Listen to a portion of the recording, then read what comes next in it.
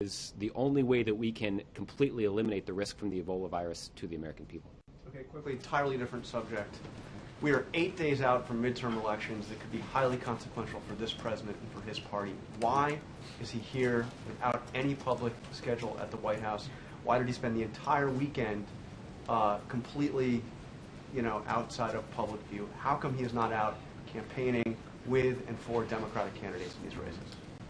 Those who are interested in seeing the president campaigning will have ample opportunity to do so over the course of this week. Josh, you know what I'm saying, though. He has not been out on the campaign trail. I do. I can tell you that the president, a single Senate candidate yet. The president is looking forward to his trip to Wisconsin tomorrow. The president will be traveling to Maine in support of Democrats there on Thursday. He'll be spending some time in Rhode Island on Friday.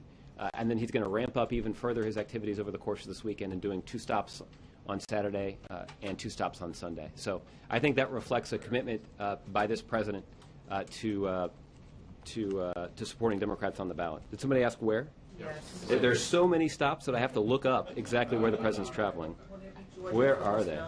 So we've got the president traveling to Milwaukee, as I mentioned, on Tuesday, traveling to Portland, Maine on Thursday. The president will be in Rhode Island on Friday. Then he's going to travel to Michigan on Saturday. And then he's going to travel to Philadelphia and I believe Connecticut on Sunday.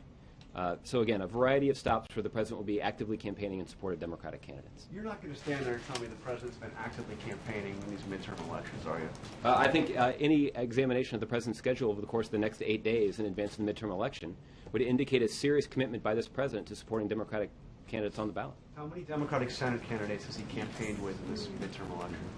Well, there are a number of Democratic senators with whom the president has appeared.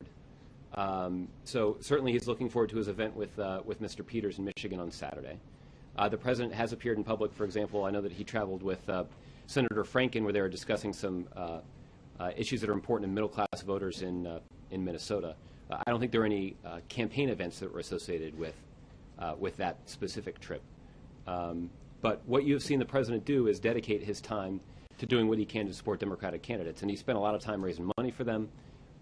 And that reflects, I think, a significant commitment of this president's time and energy to supporting Democratic candidates. You don't agree that the president's been considered politically toxic to many of those Democrats running in?